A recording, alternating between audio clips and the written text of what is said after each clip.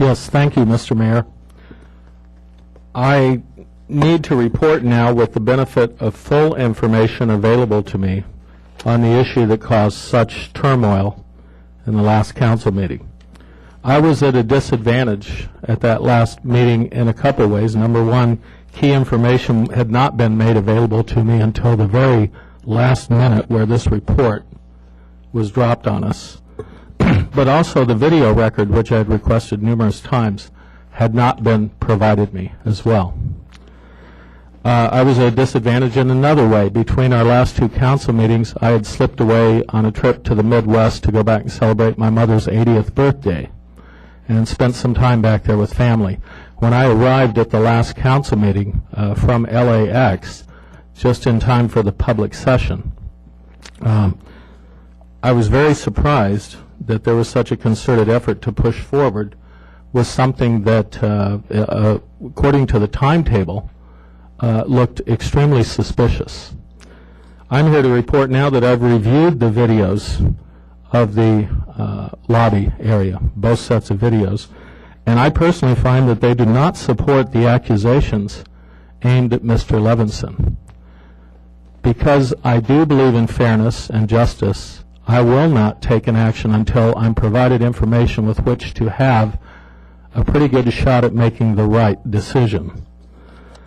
So one other thing that I have to share, because it is a process, and I've heard this tonight from some of the speakers, I would hope for fairness and even-handedness from the professionals in our city.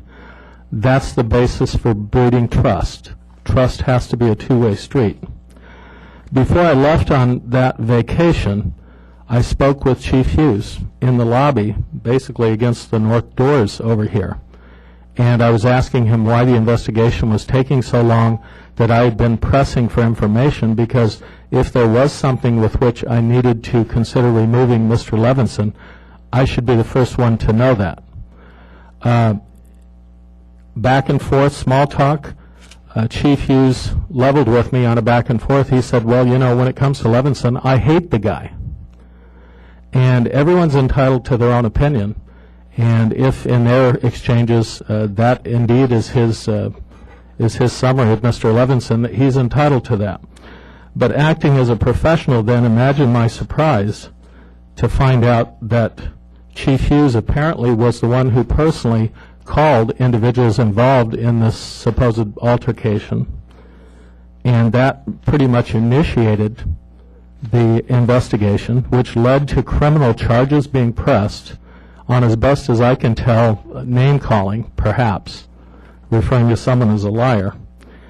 And then I'm also personally disappointed to find that on the report that was forwarded to the district attorney, that Chief Hughes authored the cover letter to the district attorney's office seeking and recommending criminal prosecution. And to me, that's very disturbing, because the city does have prosecutorial powers. And I was glad to hear some people speak up tonight about the chilling effect of using threats and or intimidation and or even jeopardy of criminal charges to silence people who may be critical here in the public sphere, in the public arena. So I believe that I made absolutely the correct decision in withholding my fire. I have grave doubts now about motives behind this. I could only guess at motives.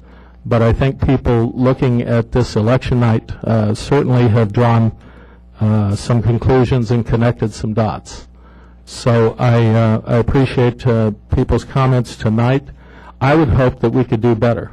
I certainly would never be supportive of actions that even would appear, that would even have the flavor or the scent of something as this episode does.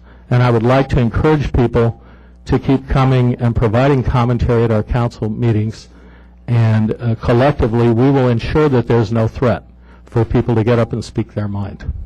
Thank you, Mr. Whitaker. Chief, did you care to comment? Well, I would just say that Mr. Whitaker is correct. I did have that conversation with him. However, I do believe you mischaracterized the contents of that conversation. When I said that, hey, I don't like Mr. Levinson, actually, I could hate the guy, my response was also, Mr. Whitaker, is that, but I don't care what he says. That's not my job. I don't care about politics. That's for all of you guys to deal with. What I'm supposed to do is to document an incident and investigate it. I could care less what he says. I think I told you, normally the more he speaks, the more crazy people are unstable they think that he is. We don't care. That's not the role of your police department. And I believe that is the contents in which we had that conversation, sir. I wasn't just saying that I hate him, so therefore I'm going to document some incident. And so perhaps it's a misunderstanding on your part. I did call individuals because I was the one that was documenting this incident. I don't know, when somebody comes to me and reports something to me, I'm going to certainly contact witnesses to find out whether what they tell me is accurate or not. For you to say that I asked the district attorney's office to file charges, that is not accurate. What it states is that the report is directed to the Investigation Bureau for follow-up investigation into the allegations of Levinson and Gutierrez assaulting and disturbing the peace of victim Grisenti. That is it. I did not ask them to press charges. That's not my role. My role is to document it and then forward it to investigation and submit to the district attorney's office. Your police department is not going to get involved in politics, no matter whether or not you guys ask us to or not. We are going to document incidents, and we're going to submit to the district attorney's office. That's it. And I believe that was the contents in which you're referring to. Well, Chief, I'm not intending to attack you personally. However, I do have to bring some attention to the notion of professional ethics. And if an officer cannot be objective in their approach to an investigation, it should be assigned to someone who could be objective. Now, you're the chief. You have the discretion. You could assign this investigation any which direction you chose. But given your statements about your feelings about Mr. Levinson, I have some grave concerns about the fact that you did persist to be very hands-on in this investigation, and I would question, at least an open question, about whether that was the best decision. Thank you, Mr. Whitaker. And I would just disagree with you, sir. I think that I can be objective in documenting statements that are provided to me, just as when I also have discussions with other people that are suspected of crimes that I might not necessarily like. That's my role, to be objective and to be honest, sir, and that's what I did in this case. Let's move on. Thank you. We now move to our consent calendar. I've asked that item 7 be pulled so we have a more complete statement as to timing and what else might be happening in that street. Is there any other item that should be pulled this evening? I'll move the balance. I'd like to pull number 3 for just a brief comment. Any other? And I'll second Greg's Okay. motion to. Except for items 3 and 7 on the consent calendar, those in favor of approving the other 6 items, please indicate by saying aye. Aye. Opposed? There are none. Let's move to item 3.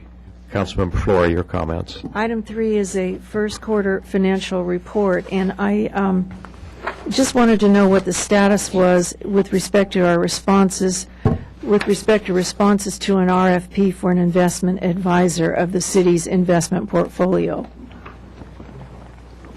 Either Julie James could give you an update on that, or the mayor's been participating, so I'll let the two of them give you the update on that.